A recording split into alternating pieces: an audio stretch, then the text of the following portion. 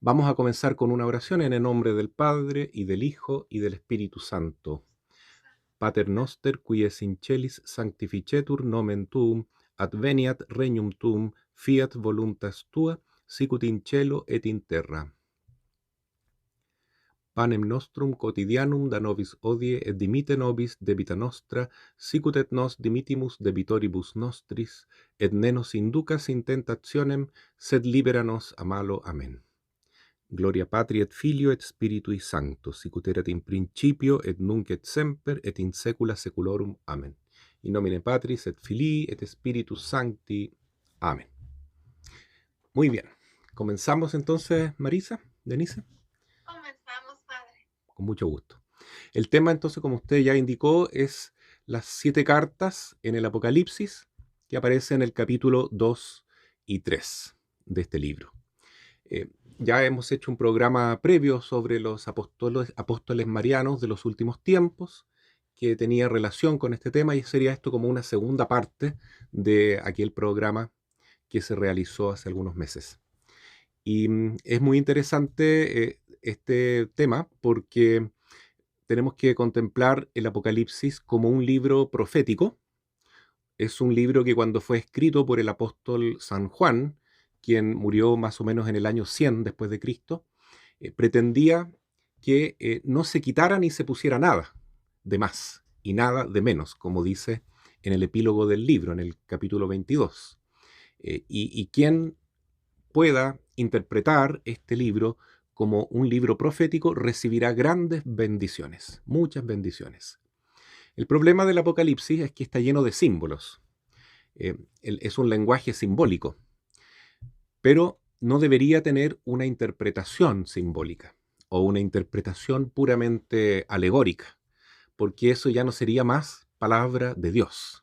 Sería simplemente un texto poético, religioso, pero que cada uno interpreta como quiera, ¿ya? Si le damos un sentido de interpretación meramente alegórica, simbólica, ¿no es cierto? O espiritual, que puede servir mucho para la vida espiritual, pero no era ese el sentido original que le dio San Juan, que tanto en el capítulo 1 como en el 22 del Apocalipsis, para comenzar y terminar, indica ahí que no se debe agregar ni poner nada y debe entenderse como un libro profético. ¿Qué significa eso? Que está hablando de situaciones, hechos, acontecimientos que van a ocurrir. Es decir, es una revelación divina sobre situaciones que atañen a los últimos tiempos de la Iglesia y del mundo. Y por lo tanto, es tan importante tener en cuenta esto que no podemos interpretarlo a nuestro modo, sino tal como lo dice la Biblia, que el apóstol dice que habrá una gran bendición para el que lo haga de esa forma. San Juan tuvo un discípulo llamado San Policarpo, quien a su vez tuvo otro discípulo llamado San Ireneo, Ireneo de Lyon. Lyon queda en Francia, él fue obispo entonces en Francia, pero él procede de Esmirna, es decir, de Asia Menor, que a todo esto es una de las iglesias a las que se dirige el Apocalipsis, ¿no? La iglesia de Esmirna.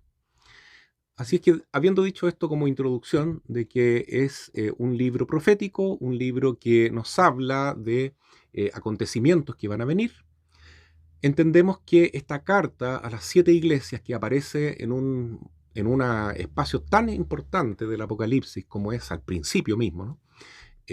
Significa como una línea del tiempo, ¿no? Es una expresión de cómo la iglesia se va a ir desarrollando desde que Cristo se fue al cielo hasta que vuelva nuevamente en toda su gloria y majestad y juzgue, ¿no es cierto?, a vivos y muertos. Por lo tanto, es muy interesante ver que esta interpretación realmente ya se ha cumplido en gran parte de las iglesias, que cada una de ellas representa una etapa de la historia de la iglesia. ¿Ya? Son 7 iglesias que quedan ubicadas en Asia Menor, que es la actual Turquía. Estas 7 iglesias reciben un mensaje, una carta, que contiene distintos saludos, también un llamado a la conversión, siempre un momento de elogio de lo bueno que tiene esa iglesia y otro momento de corrección. Y también se indica ahí cuál es el premio que aguarda para aquellos que permanezcan fieles a la doctrina del Señor y sean fieles discípulos de Jesús. En cada una de las iglesias se destaca un premio diferente. Es cierto que en la primera interpretación que hay que darle a estas 7 cartas es histórica, ¿ya? Es decir, eh, se le escribe efectivamente a iglesias que existen, que fueron fundadas por los apóstoles y que en la época de San Juan están ahí floreciendo. Y esos mensajes son reales para esas iglesias en concreto que están en Asia Menor. Pero no es menos cierto que este mensaje sirve para todas las iglesias de todo el mundo y además de todos los tiempos. De tal modo que lo que se dice en el Apocalipsis capítulo 2 y 3 nos sirve a todos nosotros. O sea, cada iglesia puede sentirse identificada con una de las 7 iglesias o con algún aspecto de cada una de las iglesias. Es decir, a todos nos va a llegar lo que dice la palabra de Dios. ¿Ah?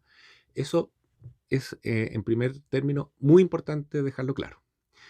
Pero en un segundo término, hay que decir que además la intención del autor y también del Espíritu Santo, en primer lugar, porque esto es palabra de Dios, es que estas iglesias vayan representando los momentos históricos de la iglesia, justamente, de la iglesia fundada por Cristo.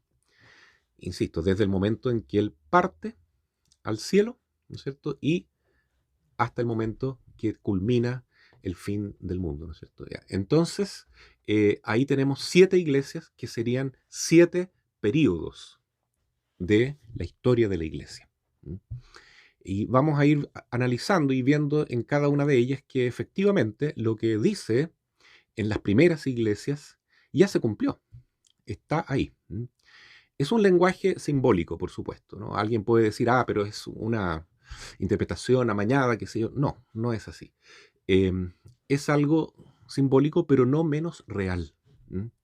Jesús también utilizó símbolos, utilizó metáforas, pero no podemos decir que eso tenía un significado así como etéreo, como meramente ideal, ¿no es cierto? Sino que siempre era un significado real. Por ejemplo, cuando Jesús decía, yo soy el buen pastor, es porque realmente Él es el buen pastor.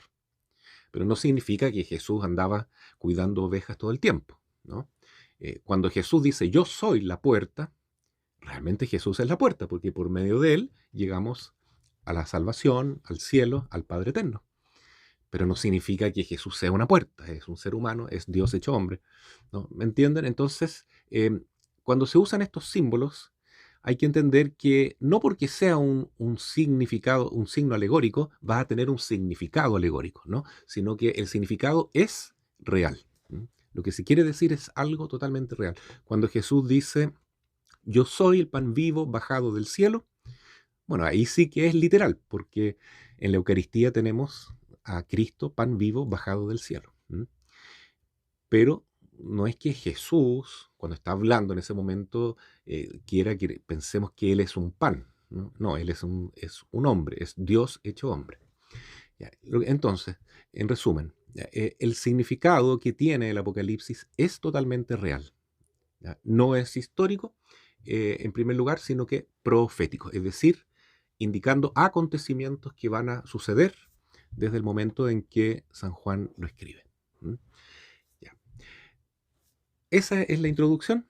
Ahora, una segunda parte de la introducción es el autor en el cual nosotros estamos encontrando una mayor inspiración para ver esto, ¿no? Que es San Ireneo, a quien ya acabo de mencionar. ¿Mm? San Ireneo, él tiene una visión teológica de que el Apocalipsis realmente hay que entenderlo al pie de la letra. ¿Mm? Y que estas iglesias que están en Asia Menor, de las cuales, como dije, una de ellas era su iglesia natal, la iglesia de Esmirna, no solamente se aplican para Asia Menor o Turquía, sino para todo el mundo. ¿Ya? Esto él lo dice en el libro Contra los herejes o contra las herejías, Adversus hereses. Fíjense en el libro quinto, capítulo 30, ¿ya? Dice lo siguiente: porque no es ignorancia ni interpretación alegórica, sino una verdad literal y manifiesta, pues las iglesias no están solo en Asia, sino en toda la tierra, y en cada iglesia y lugar están estos mismos problemas y llamados al arrepentimiento. ¿Ya? O sea, lo que vamos a leer entonces a continuación no son solamente problemas de la iglesia de Asia Menor, sino de todas las iglesias y de todos los tiempos. Además, en el libro primero, capítulo 10 de Adversus hereses, escribe: habiendo recibido esta predicación y esta fe de los apóstoles, la iglesia, aunque esparcida por el mundo entero, la conserva con esmero, como habitando en una sola mansión, y cree de manera idéntica, como no teniendo más que una sola alma y un solo corazón, y las predica, las enseña y las transmite con voz unánime, como si no poseyera más que una sola boca. Porque aunque las lenguas del mundo difieren entre sí, el contenido de la tradición es único e idéntico, y ni las iglesias establecidas en Alemania, ni las que están en España, ni las que están entre los celtas, ni las de Oriente, es decir, de Egipto y Libia, ni las que están fundadas en el centro del mundo, tienen otra fe u otra tradición. En resumen, él está diciendo que este mensaje del Apocalipsis, y en particular de las 7 iglesias, está dirigido a todo el mundo católico, a todas las iglesias católicas, no solo de todos los lugares, sino que también de todos los tiempos. ¿Ya? Bien, ahora vamos a ir pasando al texto mismo del capítulo 2 y 3, partiendo por el capítulo 2. A la primera iglesia que se le manda un mensaje es a la iglesia de Éfeso. Entonces, dice así: Apocalipsis 2, versículos del 1 al 6, al 7, perdón. Al ángel de la iglesia de Éfeso escríbele: esto dice el que tiene las 7 estrellas en la mano derecha, el que anda por en medio de los 7 candelabros de oro. Conozco tus obras, tu fatiga y tu paciencia, que no puedes soportar a los malvados y que has puesto a prueba a los que se dicen apóstoles y no lo son, y los encontraste mentirosos, que tienes paciencia y has sufrido por mi nombre sin desfallecer. Pero tengo contra ti que has perdido el amor primero. Recuerda, por tanto, de dónde has caído, arrepiéntete y practica las obras de antes. De lo contrario, iré a donde estás tú y desplazaré tu candelabro de su sitio, a no ser que te conviertas. Sin embargo, tienes esto en tu favor: aborreces las obras de los nicolaitas, que yo también aborrezco. El que tenga oídos, oiga lo que el Espíritu dice a las iglesias. Al que venza, le daré a comer del árbol de la vida que está en el paraíso de Dios. Bien, esta iglesia, según la interpretación que podemos obtener, ¿no?, de San Ireneo, aunque él no lo dijo así textualmente, pero se desprende de su forma de ver el Apocalipsis y la Biblia, esta iglesia corresponde a la etapa primera, es decir, desde que Jesús se va al cielo en el año 33 hasta el año 100 aproximadamente de la muerte de San Juan. Es una iglesia en la que resalta la virtud de la caridad, y una iglesia que empieza el apostolado, la evangelización, una iglesia apostólica porque son los apóstoles de Cristo que van a todas partes a evangelizar, que fundan las primeras comunidades cristianas, y en especial destaca el trabajo de San Pablo, ¿no?, que fundó tantas y tantas comunidades. Sin embargo, estas iglesias fueron perdiendo el amor primero, se fueron relajando un poco. Y además ya tuvieron que sufrir la presencia de unos primeros herejes, como los nicolaitas, ¿ya?, que eran una tendencia católica o cristiana que iba más hacia la magia, o sea, como que mezclaba catolicismo con magia, era algo sincretista, y además era muy laxo, muy relajado en la moral sexual. Entonces el Señor dice que aborrece esta herejía, esta forma de ser de los nicolaitas, y le dice a esta iglesia que es bueno que se hayan mantenido firmes en no caer en ese error, en esa herejía, pero que han perdido el amor primero. Y si no lo recuperan, si no se convierten, entonces el Señor va a quitar el candelabro, es decir, eh, esa primacía que tiene esta iglesia, y va a comenzar otra etapa, como de hecho acontece a partir del año 100 hasta el año 300. Bien, ¿qué pasa del año 100 al 300? Comienza otra iglesia, que es la iglesia de eh, Esmirna. Esmirna es la iglesia entonces donde procedía San Ireneo. Dice así: al ángel de la iglesia de Esmirna escríbele: esto dice el primero y el último, el que estuvo muerto y ha vuelto a la vida. Conozco tu tribulación, tu pobreza, aunque eres rico, y la calumnia de parte de los que se dicen judíos, que no son más que una sinagoga de Satanás. No temas por lo que vas a padecer.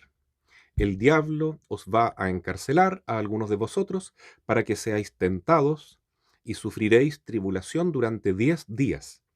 Sé fiel hasta la muerte, y te daré la corona de la vida. El que tenga oídos, oiga lo que el Espíritu dice a las iglesias. Quien venza no será dañado por la segunda muerte. Esta iglesia tan particular, la de Esmirna, prácticamente no recibe ninguna corrección. Es una iglesia que es casi perfecta.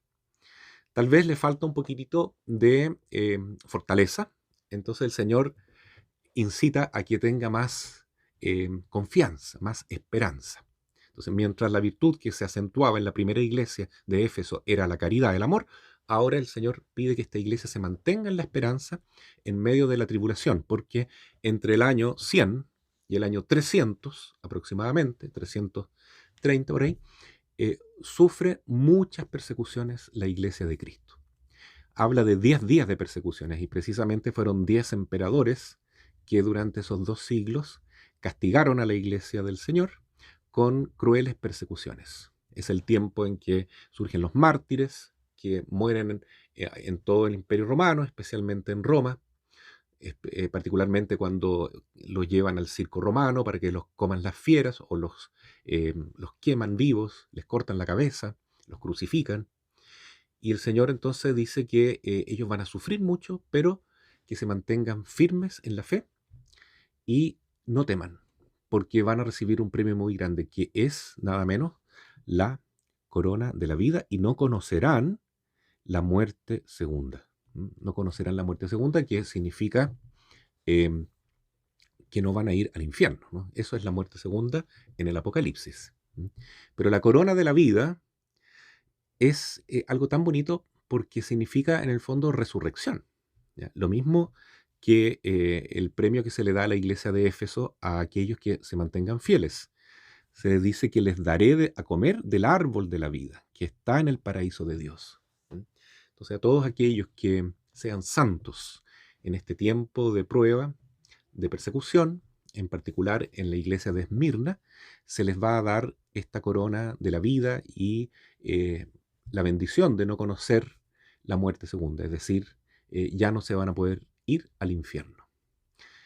Así es que vamos a la iglesia tercera ahora, ¿ya? Tomen en cuenta lo siguiente, que la primera, la de Éfeso, resalta la virtud de la caridad, después la virtud teologal de la esperanza, para la iglesia de Esmirna, que sufre tanto, y ahora, ¿cuál es la virtud que falta? La fe, ¿no es cierto? Entonces vamos a ver que precisamente lo que más dice Dios a esta iglesia es que trate de fortalecer su fe, ¿ya? Vamos con la iglesia tercera, que es la iglesia de Pérgamo. Al ángel de la iglesia de Pérgamo, esto está en Apocalipsis 2, versículo 12 a 17. Al ángel de la iglesia de Pérgamo escríbele: esto dice el que tiene la espada tajante de doble filo. Sé dónde habitas. allí donde está el trono de Satanás, que mantiene mi nombre y no has negado mi fe, ni en los días en que Antipas, mi testigo fiel, sufrió la muerte entre vosotros, allí donde habita Satanás. Pero tengo algo contra ti, que admites ahí a los que sostienen la doctrina de Balaán, que enseñaba a Balac a seducir a los hijos de Israel para que comieran de los sacrificios idolátricos y fornicaran.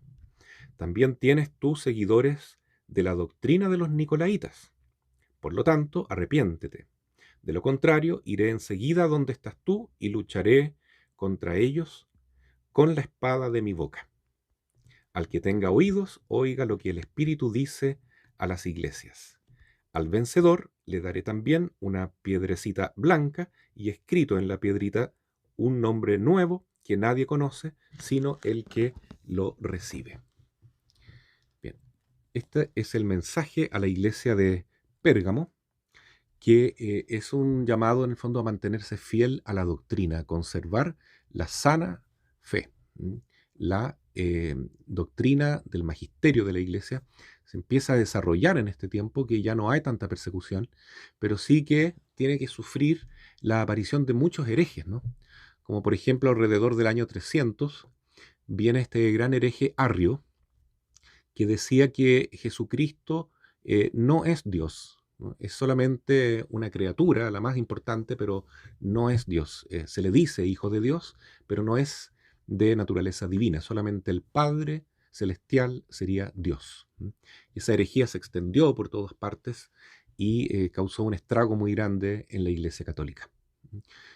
Por lo tanto, fue una época en que surgieron no solo esa, sino que muchas otras herejías, como la que aparece aquí, la de las doctrinas de Balaán y Balac y de los Nicolaitas, que representan el gnosticismo de la época, que era el caldo de cultivo para que surgieran muchas herejías, ¿no? Formas de interpretar la fe cristiana que estaban entremezcladas con doctrinas filosóficas de la época, con doctrinas gnósticas, y que hacían que muchas personas cayeran en quedar fuera de la iglesia, incluso en apostasía, o que se diera una desorientación tan grande en ese sentido, ¿no? Entonces ahí surgen los grandes doctores de la iglesia de aquel tiempo, los padres de la iglesia, los eh, padres de la patrística, que defienden la verdadera fe de la iglesia. Entonces, la virtud que predomina en este tiempo, que dura entre el año 300 después de Cristo y 500 aproximadamente, es la fe. Y se llama Pérgamo, interesante, ¿no? Pérgamo, de ahí viene pergamino, es un tiempo en que se empieza a escribir mucho y a producirse esta confluencia de la fe con la filosofía griega y romana para dar origen a una nueva manera de pensar que es la teología católica, la teología cristiana, que se va a ir desarrollando mucho más todavía en la Edad Media, la edad en la cual se va a encontrar un predominio de la teología católica, sobre todo con Santo Tomás de Aquino. ¿Mm? Bien, hasta ahí entonces la iglesia de Pérgamo, que dura hasta el año 500 aproximadamente. Aquí está al final de este tiempo San Agustín, que vamos a celebrar mañana, un gran santo que logra hacer esta síntesis, esta unión entre fe y razón, ¿no es cierto?, entre teología y filosofía, pero que se ve obligado a hacerlo prácticamente para poder encontrar un lenguaje para responder a los herejes de la época que utilizaban precisamente un lenguaje técnico, filosófico, para expresar sus herejías, ¿no? Así que ahí se empiezan a afinar los grandes conceptos de la fe católica, lo cual se puede ver expresado en el credo niceno-constantinopolitano, ¿no?, que es ese credo más largo que se lee en los días domingos a veces, ¿no es cierto?, en las iglesias, y que contiene un montón de términos y conceptos teológicos y filosóficos, pero que ya son parte de nuestra fe. Ese fue el fruto de estos cristianos fieles que en el tiempo de Pérgamo defendieron la fe con gran valentía, como San Atanasio en el siglo IV, ¿no?, al comienzo del siglo IV, que se vio finalmente esto floreciendo en el primer concilio de Nicea, que permitió a la iglesia retomar el buen camino y dejar la herejía. Bien, pasamos ahora a la otra iglesia, que es la de Tiatira. La iglesia de Tiatira corresponde al periodo que llamamos Edad Media, mal llamada diría yo Edad Media, porque no es una edad oscura, es una edad maravillosa, un tiempo que, como dice aquí esta carta, está lleno de bendiciones, y una edad en que el cristianismo florece de una manera extraordinaria en todos los pueblos, que era precisamente esa la intención del Señor cuando envió a sus apóstoles a predicar, diciéndoles vayan por todo el mundo y anuncien el Evangelio. Y esto entonces se empieza a consolidar en la Edad Media, que lo vamos a situar más o menos entre el año 500 y el año 1500 después de Cristo. Son 1000 años, ¿no? 10 siglos. En forma especial, yo pienso que hay una fecha aquí muy bonita que sería como el límite de este tiempo, que es 1531, en que la Virgen de Guadalupe se aparece en México y que en el fondo nos dice: ahora yo estaré con ustedes, hijitos, no teman, porque ahora viene un tiempo muy duro, muy difícil, que vamos a ver después, ¿no? El tiempo de la iglesia de Sardes. Pero antes de pasar a Sardes, estamos ahora en la iglesia de Tiatira, la iglesia de la Edad Media. ¿Qué dice el ángel de la iglesia el ángel a la iglesia de Tiatira? Esto aparece en Apocalipsis 2, versículos 18 al 29. Al ángel de la iglesia de Tiatira escríbele: esto dice el Hijo de Dios, el que tiene los ojos como una llama de fuego y los pies como el metal precioso.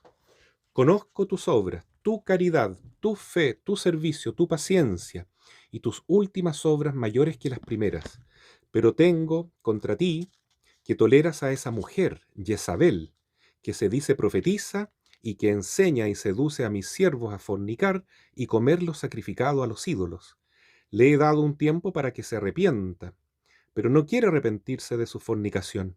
Mira, a ella voy a arrojarla en el lecho, y a los que adulteren con ella en una gran tribulación, a no ser que se arrepientan de sus obras. Entregaré a la muerte a sus hijos, y sabrán todas las iglesias que yo soy el que escudriña los corazones y las entrañas, y os daré a cada uno según vuestras obras. Pero a los demás que estáis en Tiatira, todos los que no seguís esa doctrina y no habéis conocido las profundidades de Satanás, como ellos dicen, yo os anuncio que no pondré sobre vosotros otra carga. Pero conservad con firmeza lo que tenéis hasta que yo venga. Al que venza y al que guarde hasta el fin mis obras, le daré potestad sobre las naciones, y las apacentará con cetro de hierro, y las romperá como vasijas de barro, como yo también recibí esa potestad de mi Padre, y le daré la estrella de la mañana. Al que tenga oídos, oiga lo que el Espíritu dice a las iglesias. Esta es una carta un poco más larga, ¿no es cierto? La iglesia de Tiatira, porque bueno, son 1000 años, ¿no? Y ahí pasaron muchas cosas. ¿Ah? Eh, Se empieza a fundamentar la fe cristiana en todas las naciones de Occidente, especialmente en Europa, en el norte de Asia, ¿no es cierto? Y en Asia Menor se empieza a dar un poco una crisis muy grande con la aparición de Mahoma, de los musulmanes, pero por lo menos en Europa se mantiene muy fuerte la fe y surgen grandes santos. Este es un tiempo que se reconoce como teocéntrico, es decir, centrado en Dios. Y Cristo era realmente lo más importante. Y socialmente hablando también lo era, porque la figura del Papa era la figura más respetada en la sociedad de esa época, y a la cual sometían, aunque sea en forma simbólica, su poder todos los, todos los emperadores de aquella época, ¿no? Así es que es una iglesia que dice que sobresalió en santidad, sobresalió en fe, en esperanza, en una gran cantidad de santos que surgieron en esa época, pero que tuvo un grave defecto, y es que se unió en fornicación con Jezabel. ¿Mm? Jezabel, recordemos que era la mujer del rey Acab, ¿no es cierto?, que atacó directamente al profeta Elías, que era una bruja, que tenía un montón de profetas que rendían culto a Baal, y que era una señora, una reina, que quería empoderarse, como se dice hoy en día, una palabra no muy bonita, pero que se entiende, eh, de ese modo, ¿no? Ella era una reina que quería mandar por medio de la fuerza, ¿no? Muy injusta, muy tiránica, bueno, lo que representa un poco esa política cochina que eh, cree que el fin justifica los medios, ¿no?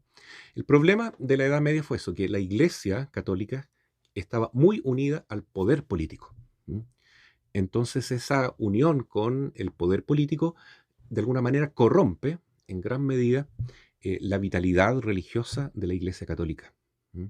Tanto es así que por ahí por el siglo XII el Señor tiene que decirle a San Francisco de Asís que restaure su iglesia, que se está desmoronando, ¿no? Por esta unión con el poder del político, ¿no es cierto? Con el mundo social, con el mundo económico de la época. Entonces, ahí al perder esa pobreza inicial evangélica y esa capacidad, ¿no es cierto?, de vivir la bienaventuranza de la persecución, de alguna manera se pierde también el sentido más profundo que tiene nuestra fe, ¿m? Que es acompañar a Cristo en la cruz, ¿no? Recordemos, como dice Mateo capítulo quinto, que son bienaventurados aquellos que son perseguidos, aquellos que junto a Cristo viven la pobreza, que viven la pureza, ¿ya? Y que son perseguidos por causa de la justicia y del Evangelio. ¿M? Pero en esta época de la Edad Media la iglesia no tenía esa persecución, tenía demasiado poder, al contrario, ¿no? Y sin embargo, es una época gloriosa, una época en que, a pesar de ese gran defecto, surgen una gran cantidad de santos y, como ya dije, una visión de la cultura como muy centrada en Dios y ese ideal de cristiandad, ¿no es cierto?, en que todo está referido a Cristo prácticamente. Después nunca más lo hemos visto eso, ¿no? Desde que se acabó la Edad Media. ¿Mm? Ya.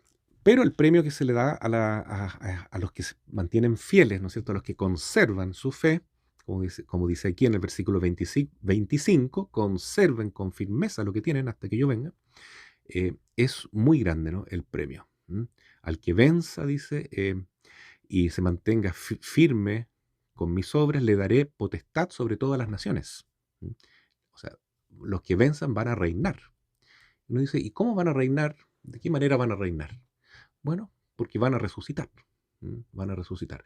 Todos estos premios que se ha dado a estas cuatro iglesias, ¿no?, hasta ahora, son premios de resurrección, ¿no? A la iglesia de Éfeso, el árbol de la vida en el paraíso de Dios, en resurrección.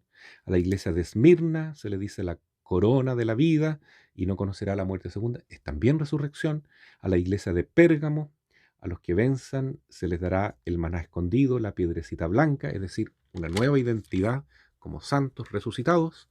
Y aquí también a los que venzan, a los santos de la iglesia de Tiatira o de la Edad Media, se les dará también potestad para regir todas las naciones. ¿M? O sea, van a poder reinar con Cristo, ¿m? Resucitados. ¿M?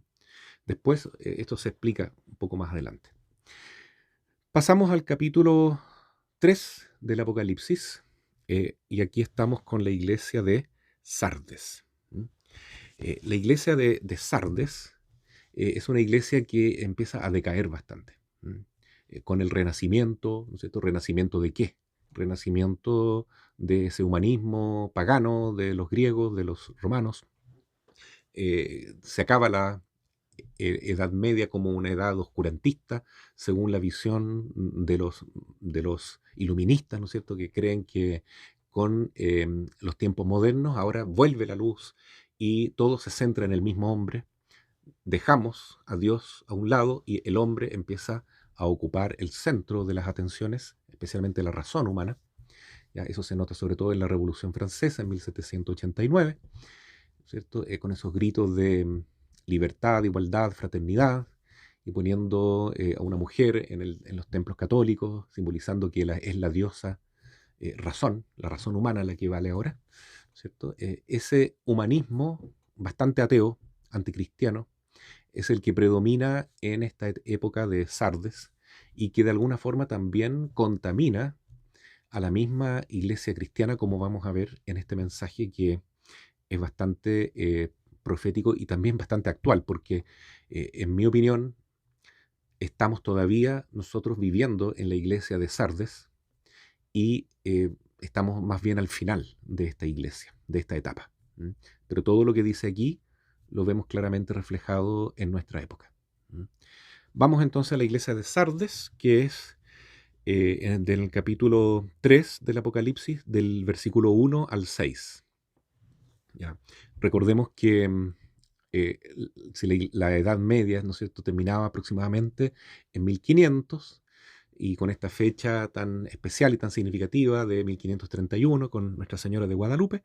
Bueno, de 1500 hasta la fecha seguimos en la iglesia de Sardes. ¿Mm? O sea, ya llevamos 5 siglos con esta iglesia. Dice así: al ángel de la iglesia de Sardes escríbele: esto dice el que tiene los 7 espíritus de Dios y las 7 estrellas. Conozco tus obras, que estás vivo de nombre, pero de hecho estás muerto. Mantente alerta y consolida lo que queda y está a punto de morir, porque no he encontrado tus obras perfectas delante de mi Dios. Acuérdate, por tanto, de cómo has recibido y oído la palabra, guárdala y arrepiéntete, porque si no estás vigilante, vendré como un ladrón sin que sepas a qué hora vendré a ti. Sin embargo, tienes en Sardes algunas personas que no han manchado sus vestidos y que caminan conmigo con vestidos blancos porque son dignos. El vencedor será revestido con vestiduras blancas, y no borraré su nombre del libro de la vida.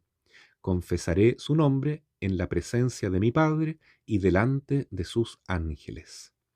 El que tenga oídos, oiga lo que el Espíritu dice a las iglesias. Vemos entonces, en consecuencia, que esta es una iglesia que recibe una fuerte reprimenda de parte de Dios porque se cree viva, pero está muerta. ¿Mm? Y en el fondo uno ve esta división, este cisma tan terrible que se generó en el inicio de esta etapa de los tiempos modernos, con Lutero, ¿no es cierto?, en 1517, en que lamentablemente el cristianismo occidental se resquebraja completamente y se sigue una dirección, se sigue otra, y eso realmente ha sido un triunfo de Satanás, porque lo que quiere Jesús es la unión de su iglesia y que haya un solo rebaño bajo un solo pastor, no que tengamos esta división tan terrible. ¿Mm? Y también muchas veces estas ideas falsas, heréticas del protestantismo, se han ido metiendo, infiltrando en nuestra propia teología católica, se han ido infiltrando, digo, en la enseñanza de los seminarios, de las universidades católicas, y ha causado estragos, ¿no?, con el famoso modernismo que, como decía San Pío X, era realmente el resumidero de todas las herejías. O sea, la herejía de las herejías es el modernismo. Es decir, tratar de crear una iglesia con una doctrina de fe y de moral que se adapte al mundo, que trate de congeniar con el mundo moderno, pero que en el fondo esté renunciando a los principios y valores más insignes de la Biblia y del magisterio de estos 2000 años. ¿Mm? Entonces, por eso se empieza a generar esta corrupción tan terrible dentro de nuestra iglesia, y el Señor tiene que dar este ultimátum, ¿no? O sea, tú te crees vivo, pero estás muerto, estás muerto. ¿Mm? Somos como una cáscara vacía en el fondo. ¿Ya? Qué pena, es así. Pero no está todo perdido. También dice que en esta época surgen grandes santos. ¿Mm? Recordemos, por ejemplo, ya al inicio de esta etapa, San Ignacio de Loyola, Santa Teresa de Ávila, San Francisco Javier, los grandes santos fundadores y congregaciones de todos estos siglos, de estos 5 siglos, ¿no es cierto?, que han hecho tanto, tanto bien y que han renovado el aspecto carismático dentro de nuestra iglesia, es decir, de los dones del Espíritu Santo. ¿Ya? Entonces, no todo está perdido. Dice el Señor que muchos de estos que se han mantenido fieles han estado con sus vestiduras blancas, es decir, no se han contaminado con esta herejía del modernismo, ni del progresismo, eh, ni tampoco de este gnosticismo moderno que llamamos nueva era, ¿ya? Que es una forma de vivir en forma sincrética, ¿no es cierto? Una mezcla de fe católica con brujería, con magia, ¿no es cierto? La nueva era famosa. Eh, por ejemplo, creer que uno puede ser católico, comulgar el día domingo en la misa y al mismo tiempo practicar yoga, es signo de lo que dice aquí justamente. Te crees vivo, pero estás muerto. Tu fe no sirve de nada, porque le estás encendiendo una vela a Dios un día y una vela al demonio al otro día. ¿Mm? Así es que es lamentable, pero hay una gran decadencia en nuestra época y a pesar de eso, hay personas que se han mantenido en la santidad y van a recibir un gran, gran premio, ¿no? Que es estar vestidos con vestiduras blancas y que su nombre no se borrará del libro de la vida. Y así como ellos confesaron a Cristo, estos santos de estos siglos, ¿no? Eh, confesaron a Cristo, Cristo también, dice aquí, confesará su nombre en presencia del Padre y delante de los ángeles. ¿Mm? Qué bonito. ¿Mm? Pero bueno, así estamos hasta ahora, ¿no? Ahora viene la otra iglesia, que es la iglesia de Filadelfia. En mi opinión teológica, ya, puedo estar equivocado, ¿no es cierto? Esto lo tiene que determinar la Iglesia Católica, aunque hasta ahora no lo ha hecho, ¿no es cierto? No hay un dogma al respecto del Apocalipsis, ¿no? Sino que hay muchas maneras de interpretarlo. Eh, una de ellas dice que Filadelfia ya existió, ¿no es cierto? Por ejemplo, en la película reciente, que es muy bonita, yo la vi, de Apocalipsis, que hicieron nuestros hermanos argentinos, maravillosa la película, siguiendo la doctrina, no sé, la enseñanza del padre Leonardo Castellani. Se cree que Filadelfia ya comenzó. ¿Mm? Yo pienso que no, que no ha comenzado todavía Filadelfia. Y voy a tratar de demostrarlo viendo el contenido del mensaje justamente bíblico, que efectivamente no se ha cumplido hasta el día de hoy. Y por lo tanto quiere decir que todavía estamos en esta etapa de decadencia de la iglesia de Sardes y no ha comenzado todavía la etapa de Filadelfia. ¿Ya? Esto es quizás la parte más esencial y nuclear de esta charla porque es una posición que no todos aceptan o no todos están de acuerdo, pero como digo, esto es válido porque en relación al Apocalipsis no hay un veredicto final de una interpretación única o dogmática o formal de parte de la Iglesia y se admiten estas distintas variantes, ¿no? Por ejemplo, cuando San Agustín cambia su manera de interpretar Apocalipsis 20, ¿ya? Que al principio era de un modo literal, después él lo toma de manera alegórica o simbólica, él dice, yo no puedo condenar a los que estuvieron antes, porque fueron grandes doctores, ¿no? ¿Ya? Por ejemplo, San Ireneo, en quien nos estamos inspirando para hacer esta reflexión. ¿Ya? San Ireneo dice que la visión de los 1000 años de Apocalipsis 20 hay que tomarla al pie de la letra. ¿Mm? Son 1000 años, ¿no? San Agustín después dirá, no, no puede ser 1000 años, ¿no? Eh, o 1000 años que van a ocurrir en el futuro de este reinado de Cristo, ¿no? Sino que estos 1000 años son un símbolo, dice San Agustín, ¿ya? Siguiendo a otros autores como San Jerónimo y Orígenes también, son un símbolo de toda la etapa de la historia de la Iglesia. Según él, los 1000 años simbolizan desde Cristo hasta el fin del mundo. Pero si uno lee con atención el Apocalipsis 20, hay cosas que contradirían esa visión teológica. Porque si fuera así, no ocurriría como dice Apocalipsis 20, que aquellos que han resucitado con Cristo en estos 1000 años no conocerán la muerte segunda. Según esa visión de que los 1000 años sería esta etapa actual de toda la historia de la iglesia en el fondo, y el bautismo sería esa resurrección con Cristo. Entonces, no conocería nadie la muerte segunda, entonces no habría infierno, y eso no es así.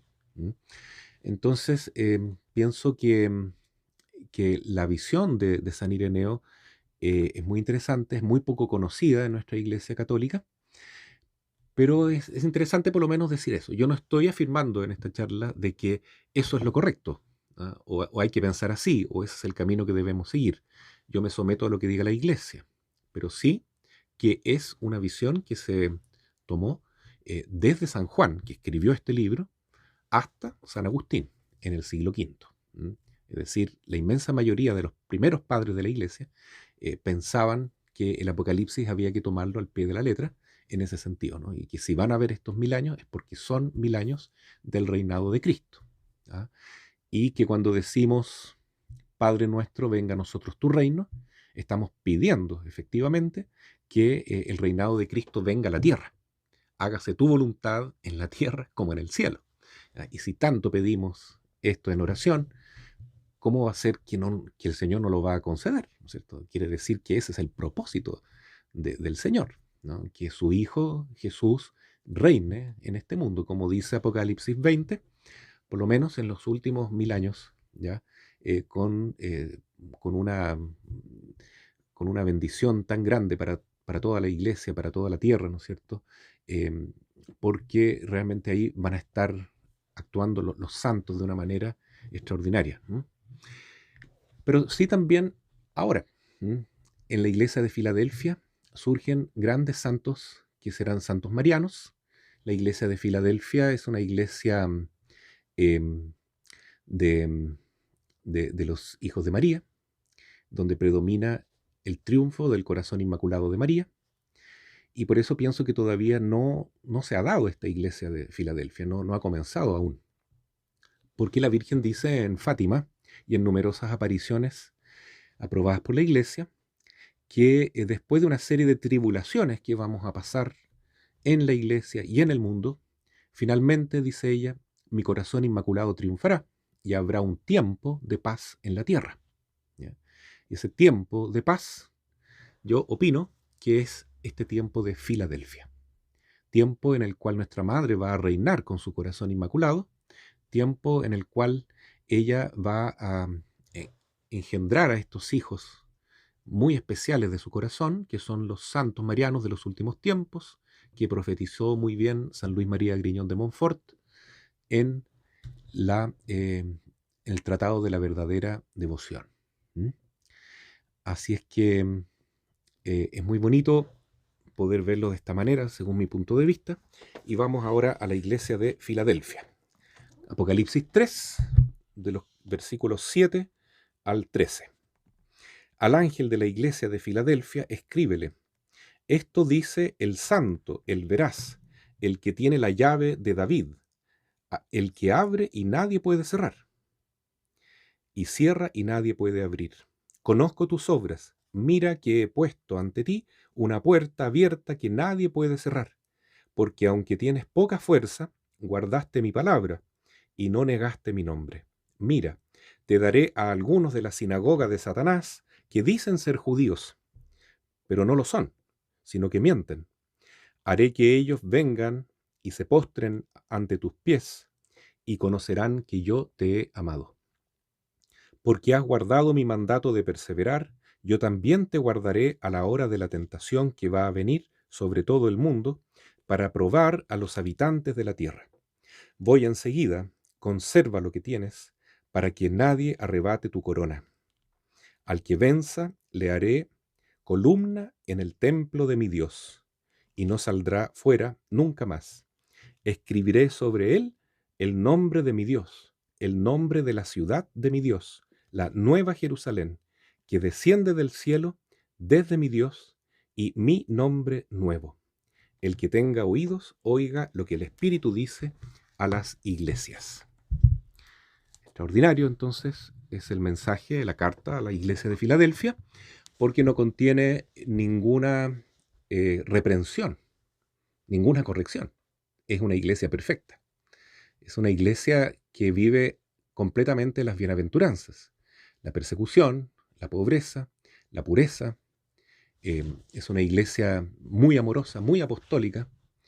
Es una iglesia que sufre mucho, pero pone su confianza plenamente en el Señor. Como dice aquí, ¿no es cierto? Conozco tus obras, tienes poca fuerza, dice en el versículo 8, poca fuerza porque es una iglesia pobre, ¿no? Pero guardaste mi palabra y no negaste mi nombre. Luego es una etapa de la historia de la iglesia que va a venir en el futuro, como está profetizado también en Romanos capítulo 11, en que los judíos se van a convertir. Es impresionante. Eh, Se van a convertir los judíos.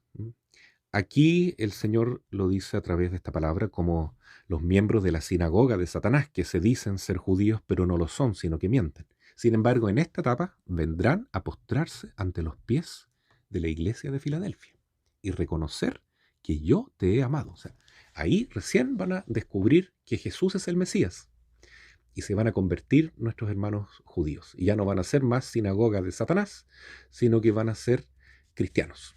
Judíos cristianos, cristianos judíos, es decir, eh, van a ser ese último signo que, como dice San Pablo, profetiza ya directamente la venida del Señor.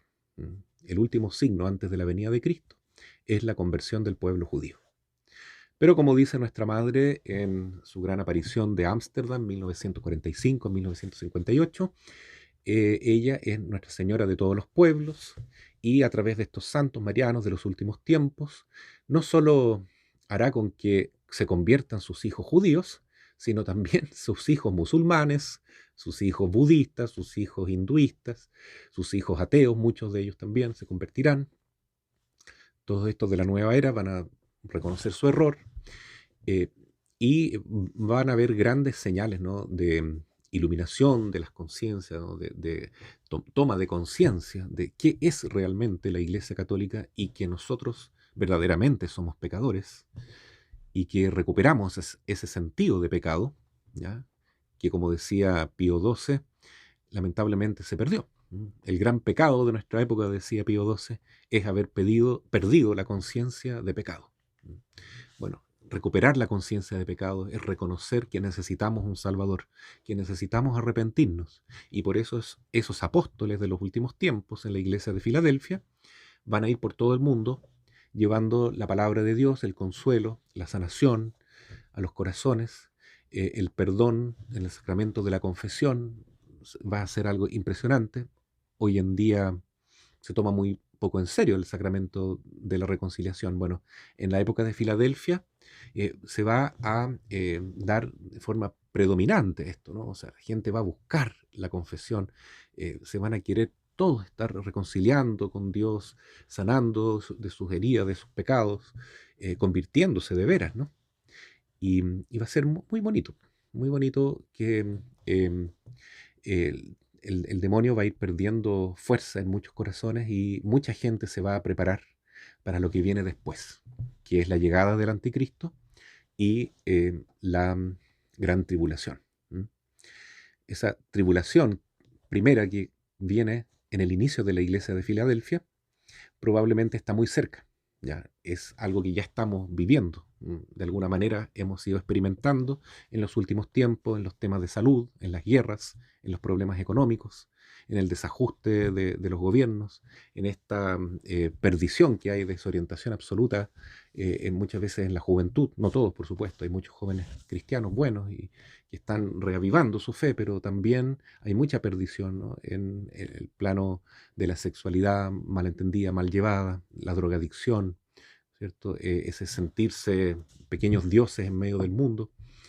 Entonces, todo eso tiene que, de alguna manera, eclosionar, así, ¿no?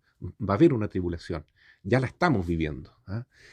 Pero después de esta gran tribulación o pequeña tribulación que vamos a iniciar ahora, vendrá el triunfo del corazón inmaculado de María y la aparición de estos santos marianos que van a generar este gran apostolado en el mundo para que esta iglesia de Filadelfia, que no encuentra ningún reproche, sino solamente aprobación de parte de Dios, se haga realidad.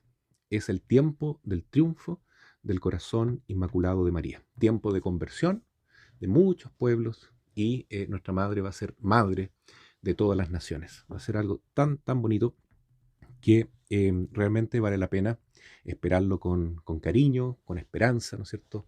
Este año santo, 2025, es para, justamente como quería el Papa Francisco, fortalecer esta virtud de la esperanza, no tener entonces miedo frente a los problemas que estamos viendo en el mundo, frente a tanta oscuridad, a tanta perdición que nos rodea, y que nos tienta a nosotros siempre, porque todo esto, toda esta tribulación va a dar paso a este tiempo maravilloso del corazón inmaculado de María. Como dice San Luis María de Montfort, es necesario que ella venga y reine primero para prepararle el camino a Jesús, que después va a venir con todo su poderío, con toda su majestad, a juzgar a todas las naciones. ¿Mm? El premio que se le va a dar a los que sean, ¿no es cierto?, estos apóstoles de los últimos tiempos, que van a ser el motor de la iglesia de Filadelfia, es que serán columnas en el templo de Dios. Versículo 12, ¿no? Apocalipsis 13, 12. Y no saldrá fuera nunca más. Escribiré sobre él el nombre de mi Dios, el nombre de la ciudad de mi Dios, la nueva Jerusalén que desciende del cielo desde mi Dios.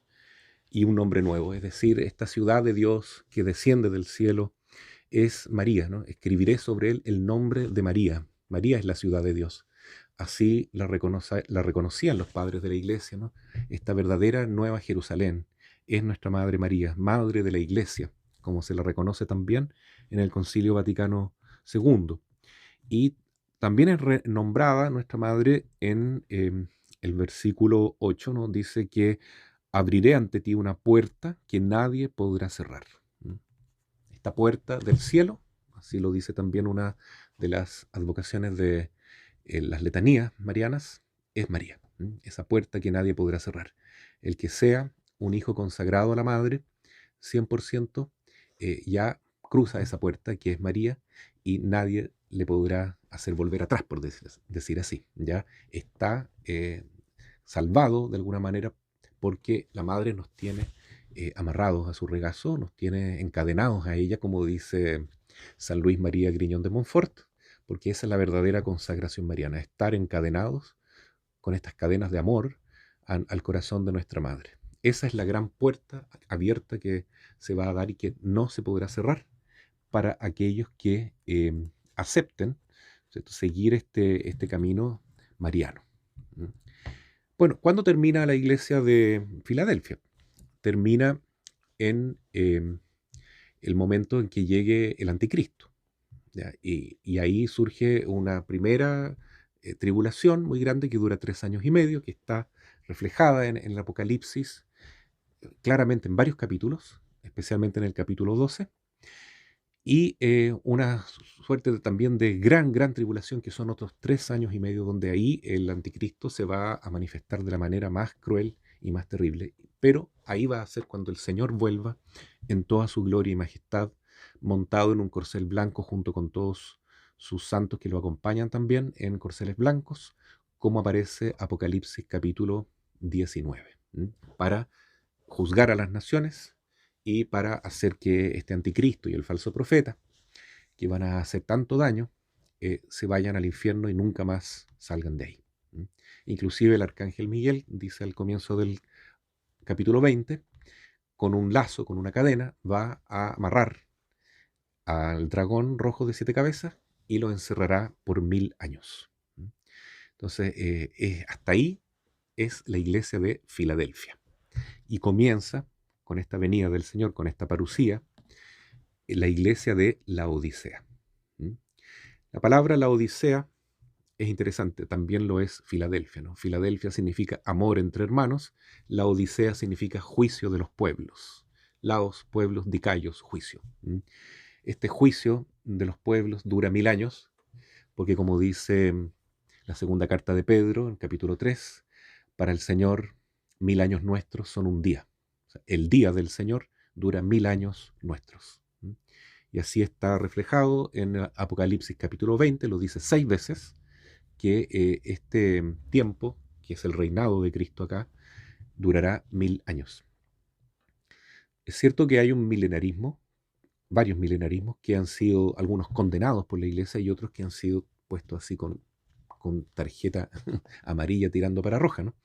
Como se señala en el número 676 del Catecismo de la Iglesia Católica, que dice que hay que tener mucho cuidado con ciertos milenarismos que son inmanentistas, que son materialistas, ¿no es cierto?, como el marxismo, que cree en esa utopía. Es una utopía milenarista, ¿no?, la del marxismo. Y ahí el Catecismo de la Iglesia Católica la está denunciando. Y otros milenarismos también fueron condenados antes, poquito antes de la época de San Agustín. Por eso San Agustín deja el milenarismo literal. ¿Ya? Hay un milenarismo craso que pensaba que estos 1000 años iban a ser 1000 años de fiesta y de pasarlo bien con el goce de los sentidos. Entonces, por supuesto que eso es una herejía, condenado por la Iglesia. ¿Ya? Pero el mismo San Agustín dice, cuando renuncia a esta posición milenarista, que él no condena todo milenarismo porque él sabe que San Ireneo y otros santos padres de la Iglesia tenían esa posición, pero desde un punto de vista más espiritual, y que él no se cree con la autoridad de condenarlo entonces. Eh, Sin embargo, la posición de San Ireneo no es justamente la que ha condenado la Iglesia, que dice que no se puede admitir un milenarismo de un reinado visible de Jesús acá en la tierra, ¿cierto? Como que Jesús va a estar aquí físicamente con nosotros esos 1000 años. No, no se puede pensar eso. Ha enseñado la Iglesia claramente también en la primera mitad del siglo XX. Pero sí, lo que dice el Apocalipsis 20 es que va a haber un reinado de Cristo por medio de sus santos. No va a estar Él físicamente en el mundo, pero a través de su iglesia santa va a estar reinando. Eh, y eso sí que era algo que enseñaba San Ireneo y muchos otros padres de la iglesia, y eso es lo que va a ocurrir justamente con la iglesia de la Odisea, que durará estos 1000 años. Vamos entonces con el capítulo 3, del 14 al 22. Al ángel de la iglesia de la Odisea escríbele: esto dice el Amén, el testigo fiel y veraz, el principio de la creación de Dios. Conozco tus obras, que no eres frío ni caliente. Ojalá fueras frío o caliente. Y así, porque eres tibio y no caliente ni frío, voy a vomitarte de mi boca. Porque dices, soy rico, me he enriquecido y de nada tengo necesidad. Y no sabes que eres un desdichado y miserable, pobre, ciego y desnudo. Te aconsejo que me compres oro acrisolado por el fuego para que te enriquezcas, túnicas blancas para que te vistas y no aparezca la vergüenza de tu desnudez, y colirio con que ungirte los ojos para que veas.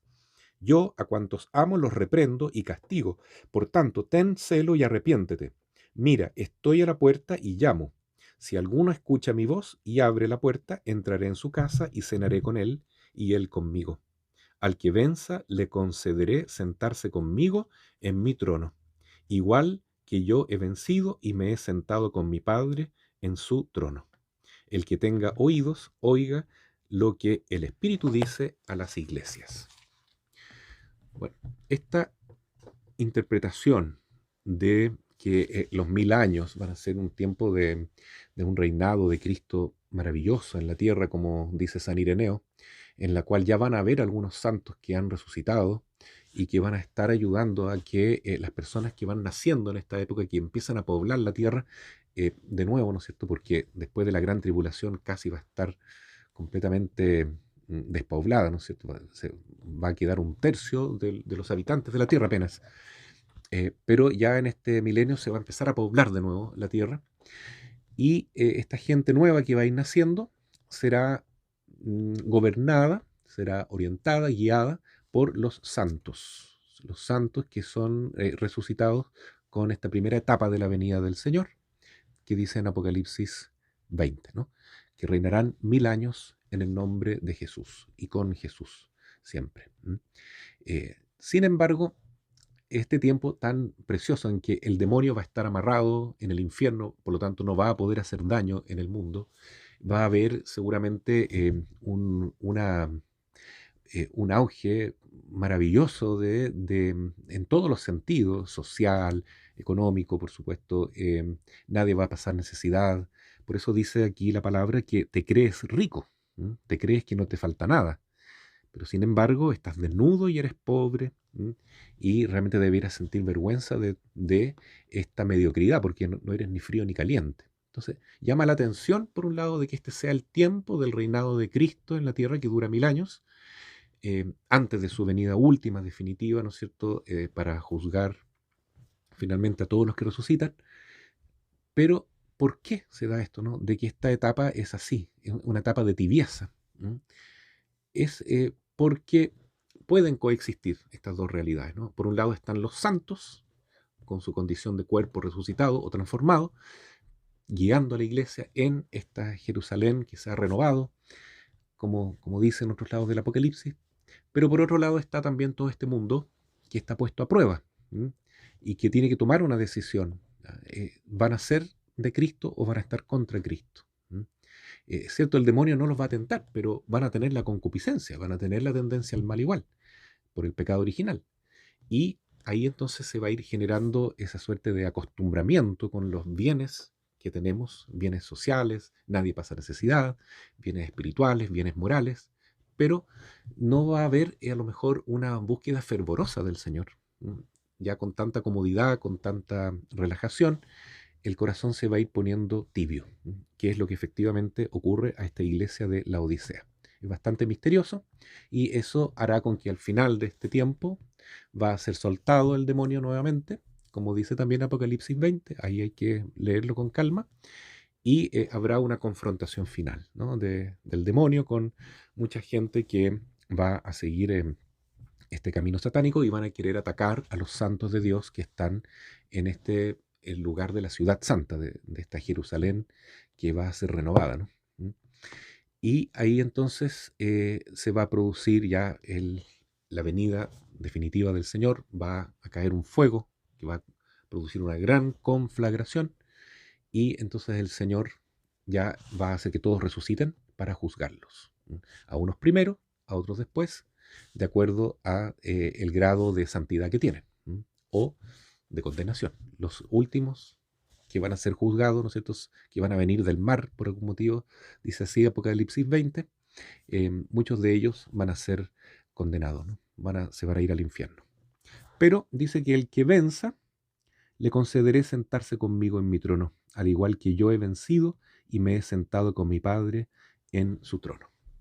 En conclusión, tenemos que este periodo, ¿no es cierto?, de las 7 iglesias representa toda la historia de la iglesia y yo creo que la conclusión más importante es que en esta época que estamos viviendo nosotros, nos estamos preparando para sufrir una pequeña tribulación, no va a ser tan grande como la del anticristo, que viene después de Filadelfia, ¿no es cierto? Filadelfia es la etapa en que se van a convertir muchos pueblos, inclusive los judíos, y será el triunfo del corazón inmaculado de María.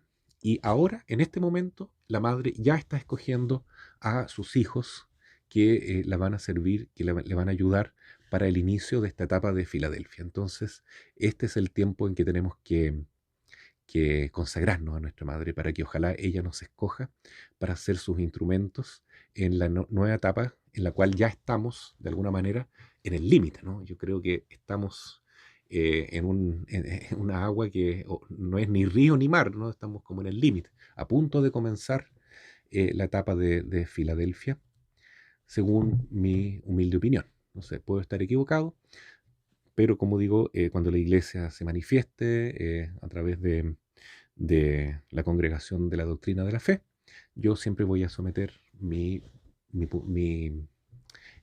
visión, mi perspectiva, para ser obediente a lo que diga la iglesia.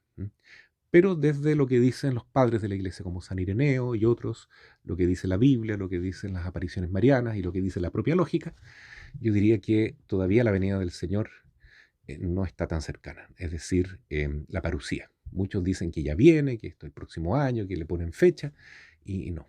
Primero tiene que venir el triunfo del corazón inmaculado de María, y sí vamos a vivir un pequeño apocalipsis mariano con nuestra madre, un tiempo de tribulación, pero después un tiempo maravilloso, tal vez solo Dios sabe cuánto va a durar, pero un tiempo de paz en la tierra, mientras los santos marianos van preparando, ¿no es cierto?, al pueblo de Dios, y mientras el demonio va también preparándose, va juntando fuerzas de nuevo con su anticristo para atacar a la iglesia en el tiempo de la gran tribulación. Eso sería, y disculpen que ha sido un poco larga la charla, pero es tema fascinante y también creo que es muy importante. Y si alguien tiene alguna pregunta o comentario, Marisa, también estoy dispuesto a responderlo. Ok. Denis, no sé si gustas leer comentarios. Claro, sí, mira, padre. Laura Chávez, buenas noches, padre Raimundo, por compartir las 7 cartas del Apocalipsis. Bendiciones. Sí me pregunta, ¿Balaam quién era? ¿Un sacerdote? No, estas doctrinas de Balaam eran doctrinas de herejes, doctrinas que tienen que ver con algunos personajes bíblicos que representan, ¿no es cierto?, la brujería. En el fondo es eso. Era un tiempo de esta de Balaam que se sitúa en la iglesia de Pérgamo, en que el gnosticismo estaba muy fuerte, ¿no? Y el gnosticismo es muy parecido a la nueva era de nuestra, ¿no? Que está llena de esoterismo, de ocultismo. Entonces, Balaam, este ser bíblico, ¿no es cierto?, que practicaba la brujería, el espiritismo y todas esas cosas, ¿no? Entonces, de eso, ojalá mantengámonos lo más lejos posible. Y comentábamos antes con Denise que tal vez la próxima charla que podamos dar en octubre tenga que ver con este tema precisamente de Balaam, de la nueva era, del espíritu de adivinación y todo eso, porque octubre es un mes en que los brujos están actuando con mucha fuerza, lamentablemente. Así es. Bueno, tanto Cecilia como Marisa no habían escuchado hablar de la iglesia de Filadelfia. No, yo nunca había escuchado hablar de la iglesia de Filadelfia. Ese es el tiempo del triunfo del corazón inmaculado de María. Ustedes sí han escuchado hablar de que ella dijo, por fin, después de muchas tribulaciones, mi corazón inmaculado triunfará, ¿no es verdad? Y habrá un Sí, eso tiempo, sí, pero habrá un tiempo de paz en la tierra. Eso es el tiempo de Filadelfia y es el tiempo de el reinado del corazón de María a través de los apóstoles marianos de los últimos tiempos. Y es una iglesia maravillosa porque aquí no hay ningún reproche, es una iglesia perfecta. La madre va a estar reinando, pero también van a estar muy perseguidos los que vivan en esta época. okay, entonces después de que triunfa el corazón inmaculado de María, que se llama Filadelfia, para mí es nuevo esto. Entonces, ese término de Filadelfia. Entonces después de eso es cuando va a venir el anticristo. Así es. Al término del periodo de Filadelfia viene el anticristo, que ya tiene mucha fuerza, que ha recuperado, ¿no es cierto?, su potestad. El anticristo ya está actuando, ¿no es cierto? De alguna manera, como dice San Juan, ya han venido muchos anticristos. Cada época tiene sus anticristos. Los anticristos son aquellos que quieren matar a Cristo, que son de la sinagoga de Satanás, ¿ya? Y esta sinagoga de Satanás aparece sobre todo en la iglesia de Esmirna, ¿ya?, que es la iglesia de los mártires entre los años 100 y 300 después de Cristo. Son 2 siglos de persecuciones terribles en que se cita a estos judíos, falsos judíos, que hoy en día llamaríamos masones también, que atacan a la iglesia católica, ¿no? Y en la iglesia en la época de Filadelfia también van a estar atacando mucho a la iglesia, sobre todo cuando el anticristo cobre la máxima potestad, ¿no? Y se le dé toda la autoridad, ¿no es cierto?, que tiene el dragón rojo de 7 cabezas, para que pueda gobernar en el mundo por 7 años. Ahí va a ser el término de la iglesia de Filadelfia y el momento en que viene el Señor, al término de esos 7 años. Okay, bueno, Nicole Sandoval González dice, hoy ya vemos mucha persecución y censura hacia los sacerdotes verdaderos y fieles de nuestra iglesia. Nosotros como laicos comprometidos tenemos una gran misión de cuidar y defender a nuestros pastores. También es importante alzar la voz cuando vemos la injusticia actuar. Saludos desde la parroquia San Sebastián de Freire, Araucanía, Chile. Así es, qué bueno que haya dicho eso, porque aprovecho de pedir a todos los fieles que están acompañando este programa que recemos mucho por el Papa León XIV, ¿ya? El Papa León XIV acaba de hacer una afirmación muy fuerte, ¿no? Él dijo que la tierra no debe adorarse, no debe haber Pachamama. La tierra no es una madre, dijo, es una hermana frágil que necesita cuidado, pero no es una madre a la cual hay que rendirle culto, no es una Pachamama, ¿no? Ahora, esa afirmación que dijo el Papa es muy fuerte. Hay mucha gente que está infiltrada dentro de la iglesia, como vimos en el año 2019, que cree en esto, ¿no? Que cree que puede ser católica y adorar a la Pachamama al mismo tiempo. Entonces, si el Papa que tenemos ahora es tan valiente, es porque yo creo que hay mucha gente rezando por él, pero hay que seguir orando para que se mantenga firme en la fe y nos siga guiando con su ejemplo y su doctrina. Amén. Sí, yo también pienso que es un muy buen papa y viene con mucha fuerza y con muchas ganas de luchar por el bien. Pero hay que rezar por él, para que se mantenga firme en la fe. Así es. Denise. Sí, dice, ¿en qué iglesia estaríamos viviendo, padre? Según usted, la de Sardes. Sí, estamos en la de Sardes, pero al final, bien al final. O sea, ya está a punto de comenzar la iglesia de Filadelfia, porque aquí nos podemos basar en las enseñanzas de nuestra madre en distintas apariciones, ¿no?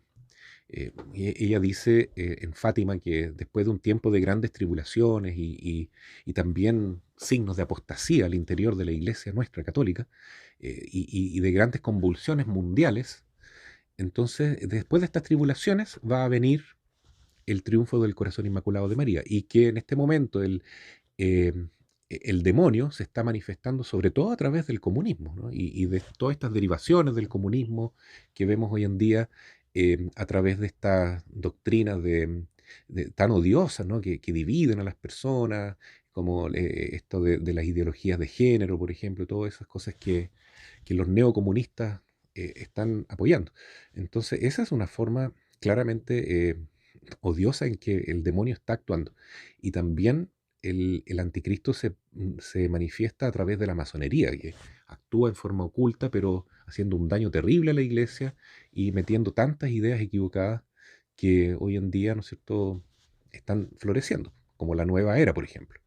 ¿Ya? Y también esa infiltración al interior de la iglesia que se ha dado es muy lamentable y por eso estamos sufriendo bastante, pero no tiene la última palabra el demonio, ¿sí? Sino que la madre le vence aplasta la cabeza del demonio, como dice Génesis 3:15, y ella va a triunfar. ¿Mm?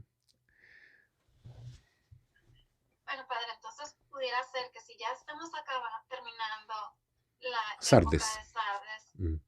entonces no sabemos, por ejemplo, con certeza si va a ser 1 año, 10 años, 100 años, entonces no sabemos si No. nos va a tocar la época del corazón inmaculado de María, ¿verdad? No lo sabemos, porque eso lo sabe Dios nomás. Pero hay indicios que dicen que queda poco, porque los secretos de Medjugorje dicen que se van a dar en vida de estos videntes, como Miriana y otros, ¿no? O también las grandes profecías de Garabandal se van a dar todavía estando presente Conchita y las demás videntes. Entonces, y ellas ya tienen su edad bien avanzada, ya cerca de los 80, entonces no creo que quede tanto tiempo, ¿no? Pero esto es una opinión nomás. La verdad es que el Señor puede hacer que la cosa se vaya más para adelante o más para atrás. Los tiempos son de Dios, nosotros no podemos dar fecha.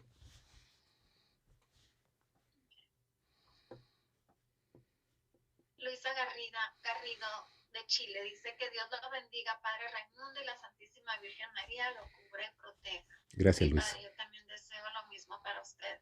Bueno, es muy bonito pensar que San Ireneo habla mucho de la regeneración y de la recapitulación, ¿ya? Él tiene esta visión de que la iglesia va avanzando, va progresando y que Cristo cada vez recapitula más la iglesia. ¿Qué significa esto de recapitular? Que Él va a ser cabeza de todo. Él va a ser el gran rey de todo. Y cada vez Él va reinando más y más y más. Y al mismo tiempo está regenerando. ¿Qué significa regeneración? Sanación. Entonces es muy bonito que el canal de ustedes se llame así, un canal de sanación para los corazones, ¿no? Porque es el Señor que quiere regenerar, quiere sanar nuestros corazones y quiere recapitular todo, ¿no es cierto?, haciendo que esta cabeza que está trabajando ahora, que es Satanás, se vaya y que la verdadera cabeza sea Cristo, ¿no es cierto? Eso significa recapitular, que Él sea la cabeza, el jefe, el rey. Por eso decimos, venga a nosotros tu reino. ¿Mm? Así es que qué bonito estar trabajando para Jesús y para nuestra madre. Así es. Denise, ¿gustas leer? Sí. Claudia Bravo dice, gracias Padre Raimundo por hablar de las iglesias. Es un tema muy interesante. ¿Cómo se puede combatir el anticristo? ¿Es una pregunta o es una afirmación? Yo creo que la mejor manera de combatir al anticristo es consagrarnos al corazón inmaculado de María, porque ella es la que vence al anticristo. Y nosotros, en la medida que estamos unidos a ella, podemos ser sus instrumentos, porque dice Génesis 3, versículo 15, pondré enemistad entre ti y la mujer, entre tu descendencia y la de ella. Entonces quiere decir que el combate no es solo entre la Virgen y Satanás, sino que también entre la descendencia de la Virgen, que es Cristo y toda la iglesia fiel a Cristo, y la descendencia de Satanás, que son todos los satánicos, ¿ah? Y los que se dicen cristianos, pero como decía el Evangelio de hoy, son unos hipócritas porque en el fondo de su corazón están adorando al demonio. ¿Mm?